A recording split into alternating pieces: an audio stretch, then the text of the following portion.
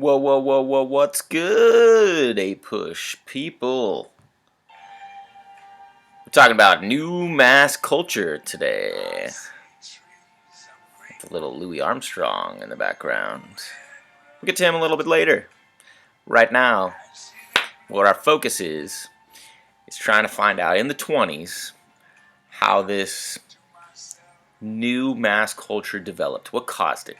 Okay, how did it become where everybody else is doing the same kind of stuff, thinking the same kind of way, buying the same things? You can see the 1920s kitchen here and all the items in it.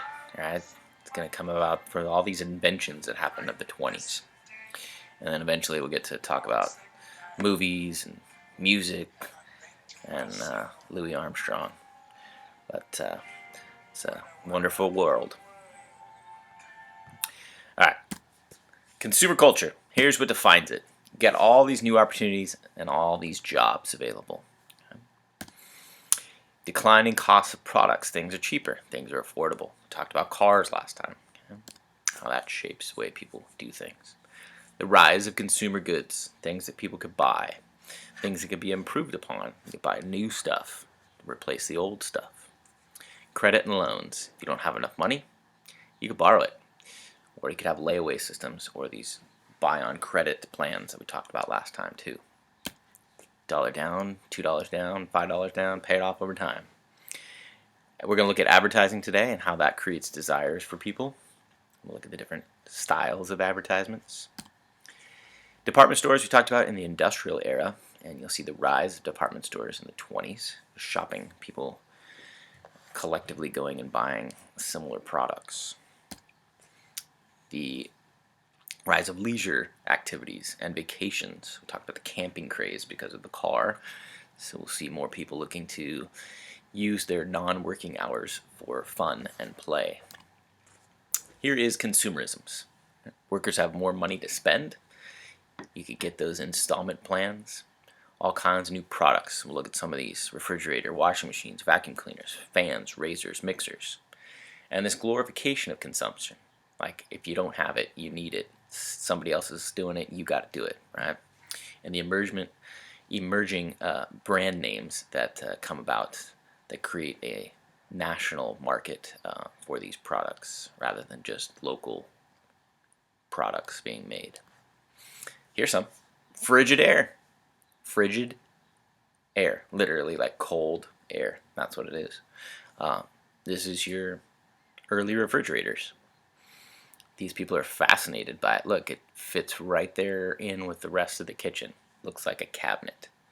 He dropped his golf clubs and he's checking it out, and she's super happy about it in their high heels and her little hat. We'll talk about her fashion later.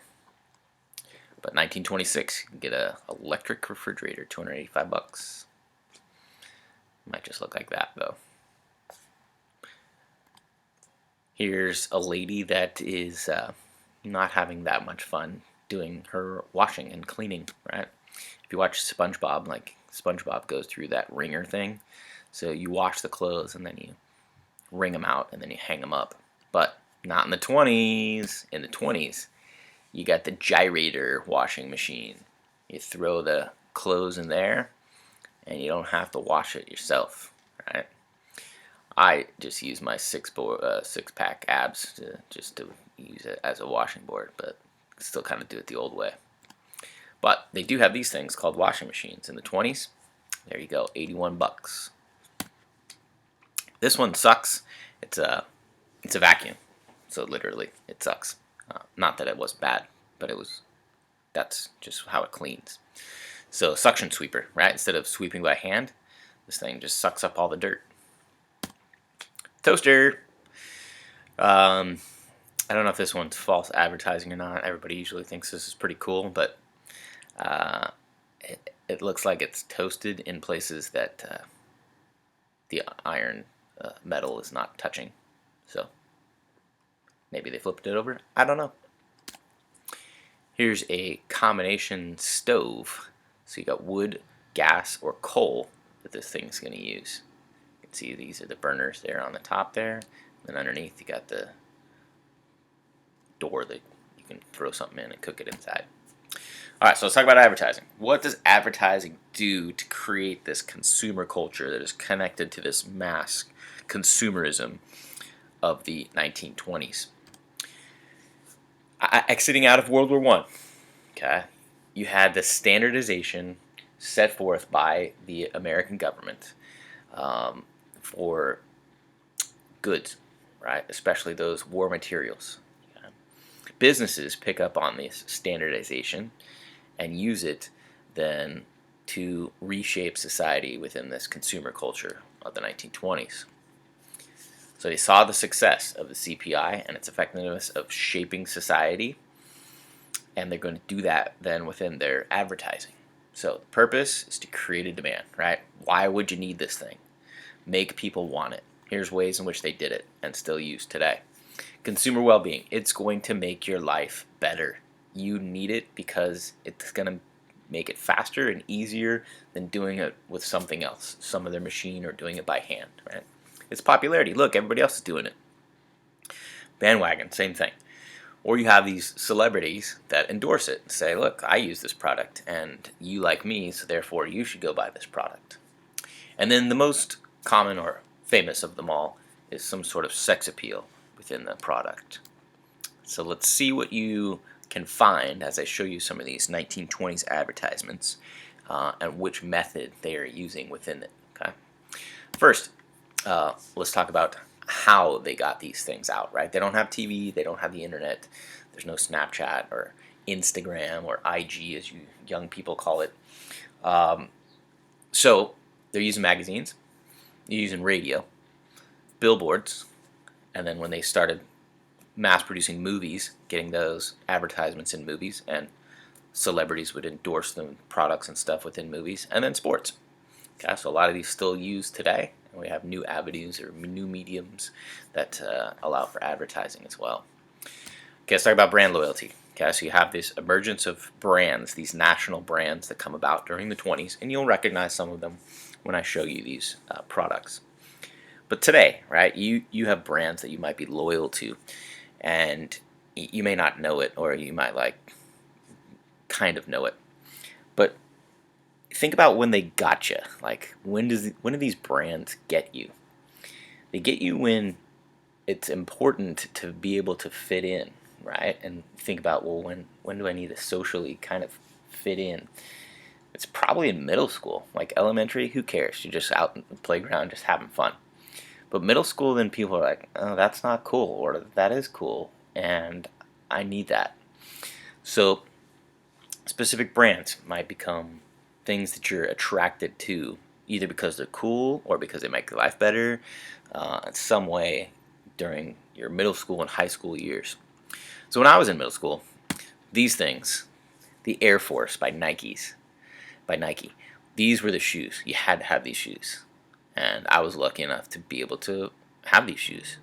So each school year, when my parents took me out to get the clothes, right, or my grandparents, that's what I had to have. I had to have the Nike Air Force. Yeah, we had the big puffy tongues there at the top, and you didn't tie them up all the way, even though you had all those holes. You had to leave them flapped out. That was a style for your kicks. And I had to have these TNC surfboard designs. Now this was not necessarily national. It was, but it was super popular around here. I grew up in Huntington Beach, so even though I was just a kind of a poser surfer, I still acted like I was cool by wearing TNC surf designs. But they originate from Hawaii. These were all the characters, so I had like all these shirts and shorts that were TNC. All right, so they get you early, right, with brands. All right, let's go back to advertising. This is advertising in the 20s. So you got Listerine, right? They're selling you mouthwash. It's going to improve your breath, okay, make it more appealing. What are they using here? It's going to make your life better, but really they're using sex appeal. You see the man and the lady, like you can't get that close if your breath stinks. Okay, so the only way you're going to get that special someone is if you don't have. If you have stinky breath, forget it, right? But if you have Listerine, look how close you can get. This one might be consumer well-being. You have irons. This one advertises that better than 3 irons, right? A hot, a medium, and a low. Okay, it has all 3 functions. Pretty amazing, right, for the 20s. So it might be sex appeal too, because it's hot. This one is celebrity endorsements. You got the Babe Ruth, which could also be sex appeal because he is a babe. I mean, it's in his name. But he's peddling some Red Rock Cola and the Old Gold cigarettes. Right? So, Babe was a huge sports figure in the 1920s. One of the most popular baseball players ever. Then you got a vacuum here. So, consumer well-being. You can see the $2 down, $3 a month, showing the installment plans. It's got all of those different attachments, right? So you can reach the curtains and you can get all the different kinds of flooring and things. And you might consider it sex appeal too, because she's got some short skirt and a lower neckline, and looks like she's wearing some makeup and got her hair did and all that kind of stuff. So these ones definitely consumer well-being and sex appeal. Got maybe it's Maybelline and the electric hair dryer. Got some cigarettes here on the left, which they promoted as things that were good for you, and it leads towards a lot of these young peoples, and especially influenced by the movies later, to engage in smoking and cigarettes. And then you got the high heels over there on the right for sex appeal. Coca-Cola, an orange crush. There you have the motto of Coca-Cola, good to the last drop. And then Orange Crush, drink delicious. We talked about these and what the ingredients they were that they put in them as a soft drink. Remember, this is the Prohibition era. Okay, so we'll get to more of the Prohibition and what importance it has. But soft drinks were alternatives to the hard drinks as hard alcohol or liquor. These did not have that. Then this one. You may think she's your gal, but she may be everyone's pal. This is an advertisement for condoms, okay, so you don't pick up some sort of venereal diseases. We will talk about what this is a little bit more in detail and why it's so important to the people of the 20s and society and mass culture within opening up people's minds towards new sexual adventures. Here's the billboards. They had them on the ground here. Eventually they'll get them up in the air, but at the riding bikes and horses and trolleys and all that kind of stuff, you still have them on the side of the road. All right, one of these big things that you should remember for the quiz is radio. Radio influences mass culture. Why? It reaches everybody that tunes into the same radio program. So here's the first, so you don't have to know all this stuff, but just know that radios are super important to the 20s, getting information and entertainment out to the masses. First regular broadcast was in Pittsburgh. You have these then that become the radio producers, General Electric, RCA, and AT&T. Some of those still big electronic and other services today. The first two broadcasting stations that were on the radio are NBC and CBS. Yes, still the ones that are on television today and on the radio. So they had commercial broadcasts. What this meant was you were going to have a program, and the programs might have some sort of focus of music or weather or news or sports. And within that programming then, there were commercials, and that's what paid for then those people and the broadcasting companies to be able to put on that information or that entertainment for people. So when the action stopped, or to take a break within the news, or in between songs, you had these commercials, which then paid for the programming that went into the radio broadcasts. Very similar to today. Now, you have this as a piece of furniture in people's houses, right? So I don't know if you and your family still gather around the television to watch a specific show. We did that when we were kids, but in the 20s, they would have gathered around the radio. The radio would have been the place in which you could get this entertainment and information. And it was fascinating to these people. Um, we'll talk about in the 30s eventually how the president used the radio to reach the masses, and then later how the TV did that, and now today how Twitter is doing that. But here's some Bosch models of your radios, and they're big, giant boxes, right, that have the speaker and the antenna and all that stuff that would be able to get the radio frequencies into your living room. They don't have them in cars yet.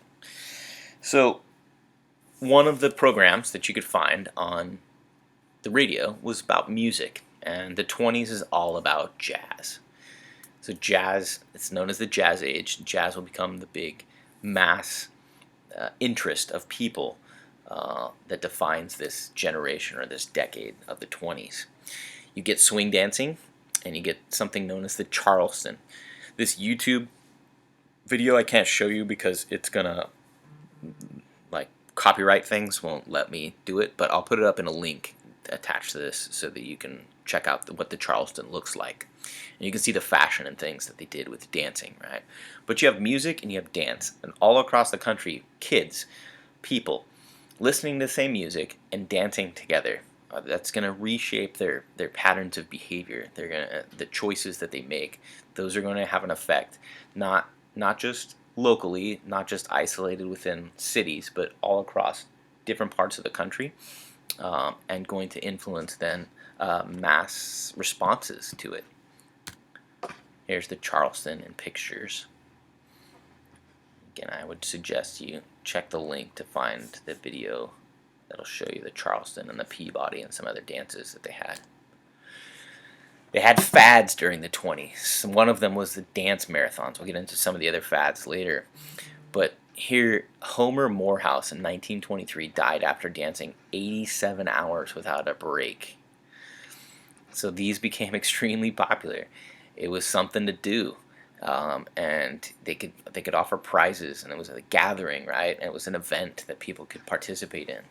So some states eventually outlawed dance marathons, but people enjoyed watching and people enjoyed dancing, and it became something for people to get into. Louis Armstrong, who I played before earlier, he becomes a major star within jazz, and will continue after the 20s with jazz music. But there's another song here that I didn't play before. That was one of his earlier songs that I'm going to put a link to, that you can check out some Louis Armstrong too. A very unique voice and a fantastic horn player was Louis Armstrong. Here's Life magazine displaying the music and the fashion of the 20s. So you have the spirit of 26 here, and shows you the women in their flapper dresses, and the men in their tuxedos and their hair and the high fashion of the 20s. Alright, so another form of reaching people in a mass way is new forms of journalism during the 20s. So you had tabloid newspapers. These were the newspapers that kind of are the sensational yellow journalism stuff that we talked about from the imperialism age. And these are not your muckrakers. They're not trying to get you to find something in society that's wrong with it to change it. They're trying to get you to follow a trend.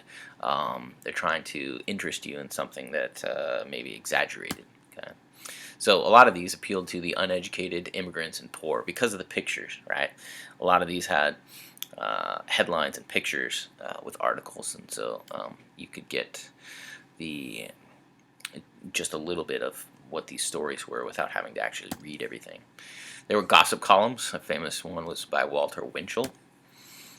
So within this, you get a consolidation and merger of a lot of newspaper chains. You get national newspapers instead of these local ones. You get the ones like in New York that reached a lot of people, then are all across the state or even the country. So USA Today, Saturday Evening Post, these kinds of big giant newspapers that people would check out, whether you were in the middle of Montana or Los Angeles or Seattle or Hoboken, New Jersey. Like it could reach all people. So there's national magazines that do the same thing, and have an impact on shaping society uh, because the interests become similar all across these different regions. Here's today's housewife, 1923. She's very fashionable in 1923. Check out the cool car she's got there. This is Vogue, their summer fashions, 1929. Good Housekeeping. So you're reaching all of these different people and these groups within their different parts of their lives, right? Young people, young mothers, young single people. You even see Life magazine that has the old people on it. So it's trying to appeal to different groups, but at the same time creating a mass culture around it. This is Cosmopolitan. There's Life magazine again. Life one more time, showing you the differences between the styles of life in the 20s. The young housewife and the young flapper, or maybe the old flapper. Here's a flapper. We're going to talk about the characteristics of a flapper, but this is high fashion. You got the little hats with lots of makeup. Sometimes you get the fur. Other times you get just a lot of skin showing below the neckline and the shoulders. There's some flappers. Check out those necklines. That short skirt on the far right. The high socks. Got their little hats and their short hair. These would be all flappers. These would be men's and men's style of the 20s. Let's see the coats. Guy, a little kid in the background with a little hat and dressed up with a tie, but wearing shorts and high socks. This is Walt Disney here in the middle, and you can see the knickers that they're wearing here, with the high socks with the pants tucked in, and little tiny short ties. There's some high fashion dancers of the 20s.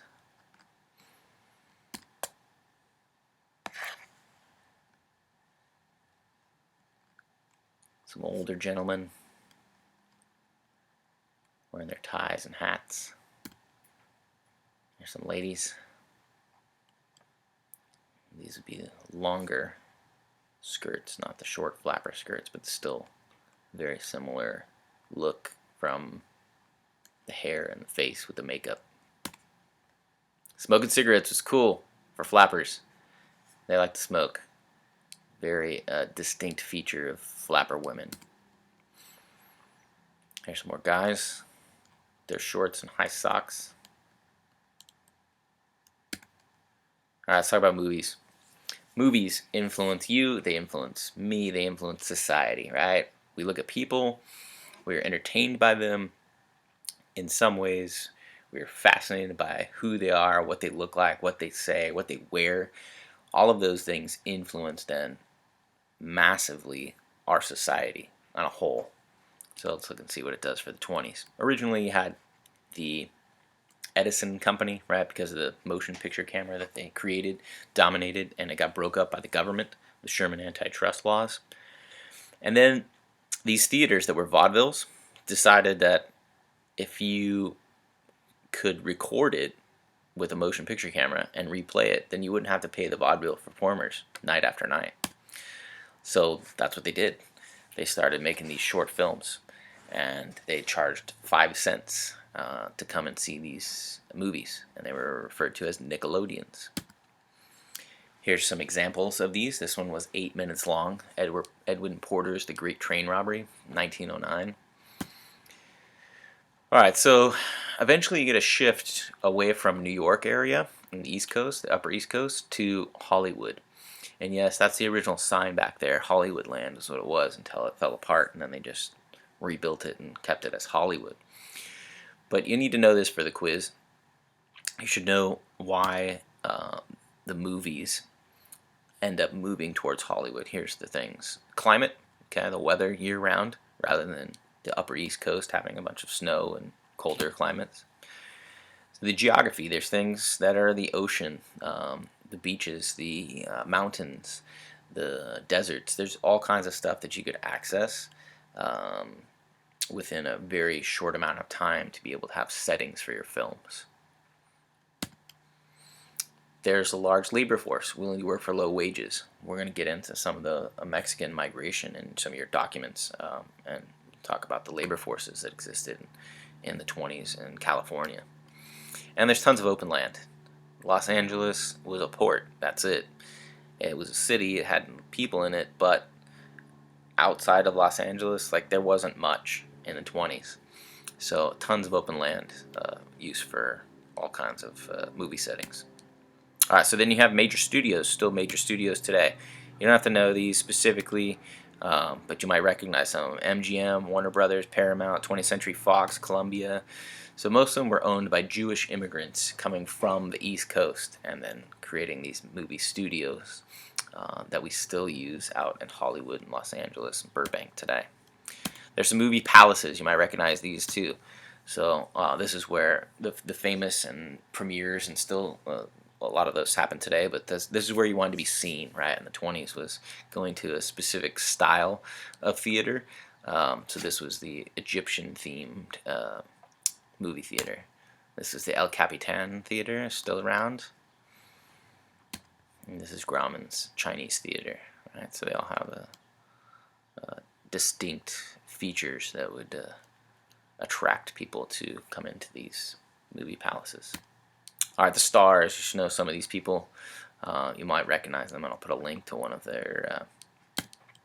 this is who we're going to see the link towards. Charlie Chaplin, the most famous probably of any of these actors of the 1920s. These are mostly silent films, almost all the films until 1927, where they finally have movies that will have real dialogue in it. They just have background music, and they have flashing like sentences and phrases and stuff that come up. So it's all silent action, and Charlie Chaplin was the king of that. Rudolph Valentino was your romantic leading man, the Brad Pitt of his era, maybe, or Leonardo DiCaprio. Douglas Fairbanks is your action film star. Maybe, I don't know, you're the Thor guy. Who's the Thor guy today? He's in action films. I don't know. Mary Pickford, America's Sweetheart, right? The girl next door kind of look. Clara Bow, not your girl next door. Little risque with the Clara Bow films. You had a bunch of Hollywood scandals that kind of put tarnished the image of Hollywood. And this is one of them. This guy's a silent film star, or was, just like Charlie Chaplin. But he was accused of rape and murder, but eventually was determined to be innocent by a jury. However, he was blacklisted afterwards and died later at age 46 of a heart attack. So they try to clean up Hollywood, right? And all the drugs and alcohol and stuff that they thought were surrounding the movie industry, they try to fix that. But we don't need to know this. They talk about censorship and things like that, and eventually they say, well, if you choose to do it, then you can watch whatever you want. So they don't have ratings for movies back then, and if you watched it, it would all be basically like G and PG movies, what we would think of them today. This is the first one that is has actual dialogue in it. It has some people talking to each other.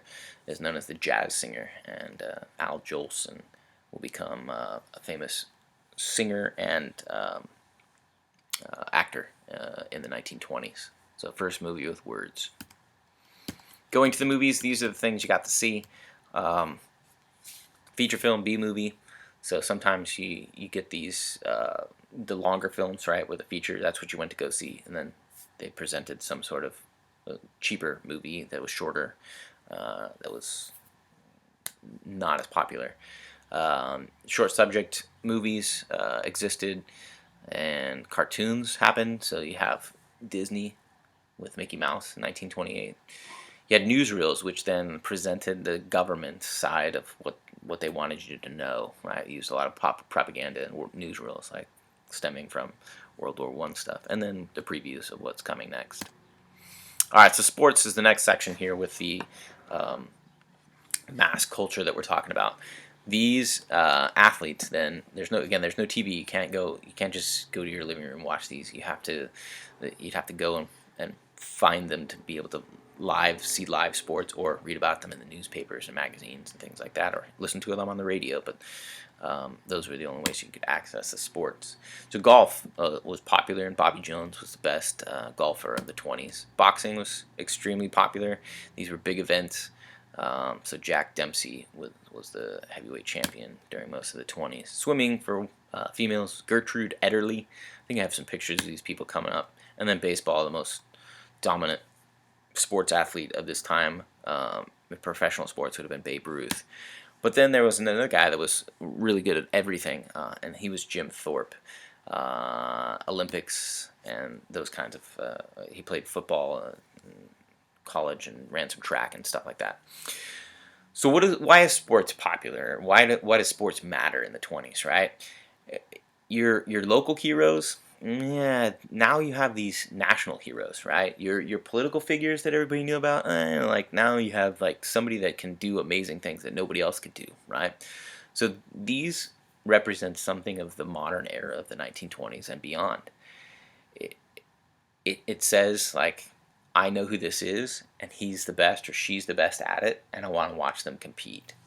And everybody else then tunes in somehow to be able to follow their progress and what their accomplishments are. Here's your pictures of these people. So you can see golf with the Argyle socks to the fashion we saw earlier. There's Dempsey and Ruth. There's Thorpe. Okay, so you can see Thorpe as a track athlete. He was a baseball player, and they didn't have the NFL. They didn't have professional football, but they had college football, which was extremely popular. The most popular, though, of the 20s across sports and politics and anything was Charles Lindbergh. And one event set him apart from everybody else, which was his first first solo flight across the Atlantic. He was the first one to do it. He's on your quiz, so know who Charles Lindbergh is. Instantly becomes a hero and world famous, not just the United States, but all across the world. Everybody knew who Charles Lindbergh was. Household name after his flight. So he leaves St. Louis, flies to New York. His plane is the Spirit of St. Louis. And then from New York, he's flying to Paris. And nobody thought he was going to make it, right? So it becomes this major radio event. Is Lindbergh going to live, or is he going to die, right? And he lived. He made it. And he became so popular. I think this is the newspaper here. Lindbergh does it. 33 and a half hours, 1,000 miles. And he's received by large crowds in Paris at the airport. And afterwards, the United States wouldn't allow him to fly back. They put his plane and they put him on a ship and they sent him back because he was too precious of a commodity to have him do this again. The danger that he could encounter could lead towards his death, and then you'd lose an American hero. So they sent him back on a ship. All right, so we're almost here to this end of this mass culture thing. What are we talking about, right? Like, what do all these sports, music, movies, what do they do to society? You have the effect that standardizes what people choose within their daily lives, right? They dress similarly. We saw those in the pictures. The language becomes very similar, like the words that are used from the East Coast, the Midwest, the West Coast, like it's all within the same movies, and the music like that drives what people are saying. It creates this American culture that becomes a new normal, right? People are glorifying those that are famous, right, within whatever avenues that they are famous in. And this becomes the growth of national consumer society. It's not the beginning, but it exponentially expands during this era of the 20s. We saw it with the industrial age. You had extremely famous people that were businessmen. You had lots of money during the industrial age, and so people, lots of jobs. So there's a lot of similarities between the industrial age and the 20s. Laissez-faire policies, very similar. Um, so this mass culture is developed and expanded upon from the industrial age, taking a break during the progressive era in World War One, and then coming back in large numbers in the 1920s. All right, we're gonna take a break here, and then we're gonna come back with another video on fads and inventions. Actually, you know what? We're just gonna plow through this thing. So, I told you before we had some of the dance marathons, right, as a fad or invention. You can see that in here. So here's some other ones. Miss America pageant starts in the farts in the 1920s. It starts in the 1920s. Crossword puzzles, mahjong. That's that little game down there with the dice. Miniature golf, right? I enjoy miniature golf. Yo-yos, Pez candy. I enjoy Pez candy. Frozen food, Band-Aids, flagpole sitting. I'll tell you a little bit more about that in a second. Goldfish swallowing, right? Last year or the year before, you guys had your like Tide Pod swallowing. I don't know what's wrong with your generation, but anyways, these people swallowed live goldfish. So I guess every generation has its weirdness. And then I talked about the dance marathon. So here's flagpole sitting. Shipwreck Kelly climbed the flagpole and sat there for 13 hours and 13 minutes. And everybody thought it was amazing. So people followed. People started doing it, right? And hotels would hire specifically Kelly to promote their business, right? Because it would generate people to come and find out, like, why is this guy sitting on a pole and how long is he going to stay there? He made $29,000 in 1929. That's a lot of money, 1929. So in 1927, he set the record for sitting on a flagpole for 13 days. Revolution in morals. This 1920s leads towards an openness towards sexual activity, and somebody that helps open that is Sigmund Freud, right? So psychology, the father of human psychology. He says that sexual repression, right, is evident within mental illnesses. He says that if you are not responding to those sexual urges, that then it's going to create mental problems for you.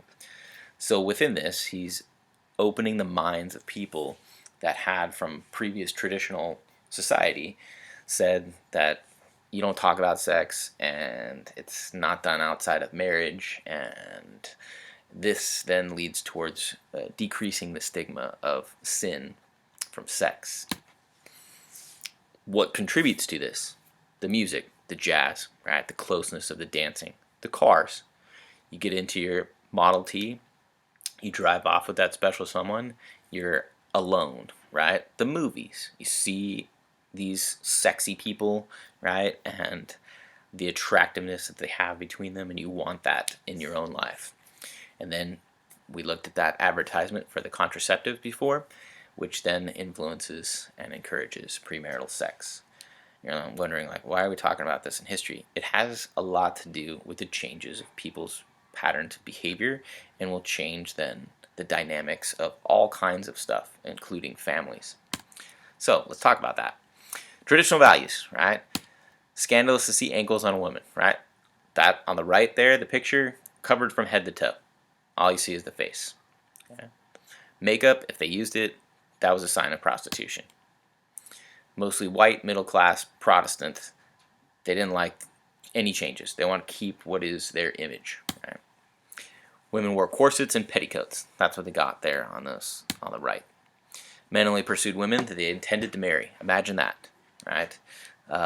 Men pursuing women that they wanted to spend the rest of their lives with. That was the old traditional way, okay, in the 20s, and that's going to change with other activities they can do besides just waiting for marriage.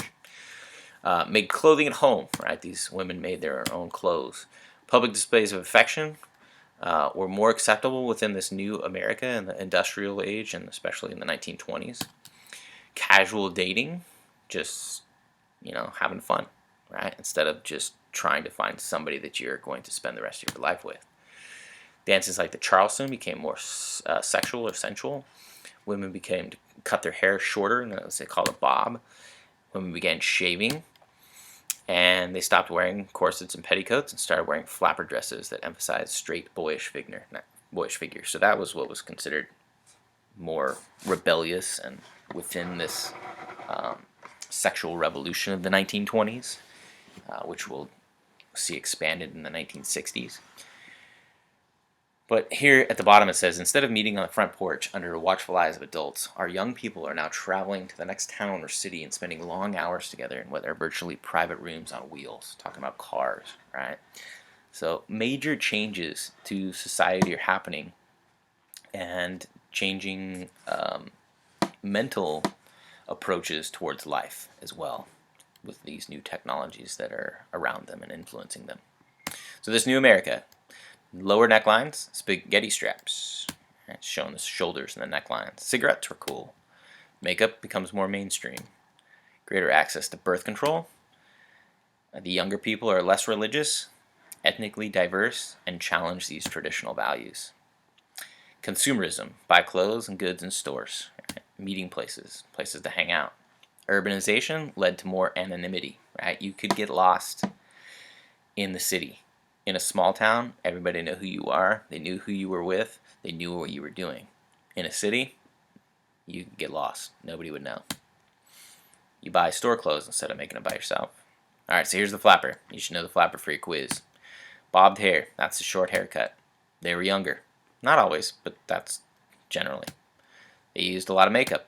They wore shorter skirts, and yes, those would be considered shorter skirts, right about the knees or just below the knees, okay, showing the calves and the ankles. They were sexually aggressive. They had no inhibitions, nothing stopping them talking about sex or willing to be open to premarital sex. They loved jazz and loved to dance, Charleston dance.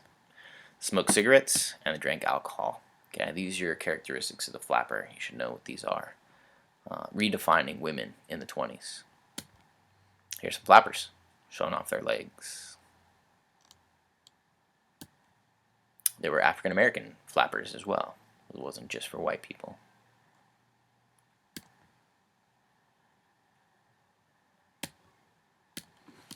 Alright, so here's changes and not changes for women. They got the right to vote, but typically they still voted the same as their husband. Okay, many of the divorce laws were in favor of men during that time, so it was something that could cause a rift in the family if they were divided amongst who they were voting for politically.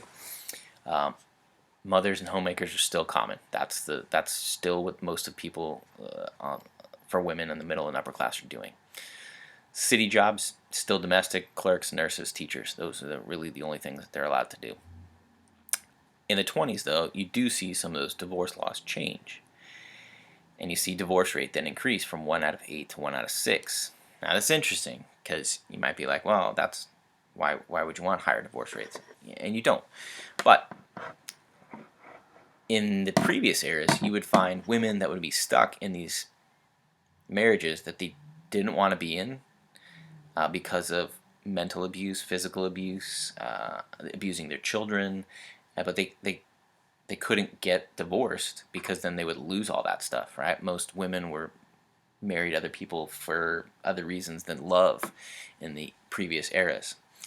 So as they changed the divorce laws in the 20s, you saw an increase in divorce because you could get alimony, you could get money, and you could take care of your own kids. You could get custody of your kids. Prior eras with the child labor laws, right? The children all belonged to the husband. And so the women rarely got divorced. So these things start to change and lead towards the changing family. In the 20s, you have American birth rates declining. And you have these birth control clinics that we talked about with Margaret Sanger, trying to influence people to have fewer kids for whatever reasons, right? We talked about the eugenics, and you'll look at eugenics in one of your documents here again. Whoops. And then the modern family emerges. So you have marriage not based on traditional values of like, hey, this is what's best for you, this is what's economically beneficial to you, but now hey, I'm in love with this person and I want to marry them. Okay? And then you have the wanting of children to be nurtured and educated, staying in school longer, right? And developing instead of getting right into, the child labor stuff of the previous eras. All right, so we're done.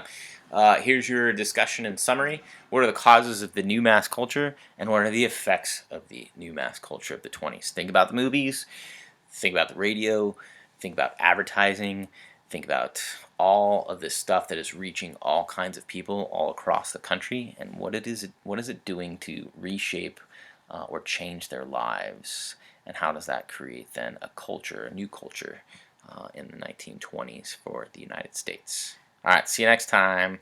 Enjoy learning. Bye bye. Oh, wrong one.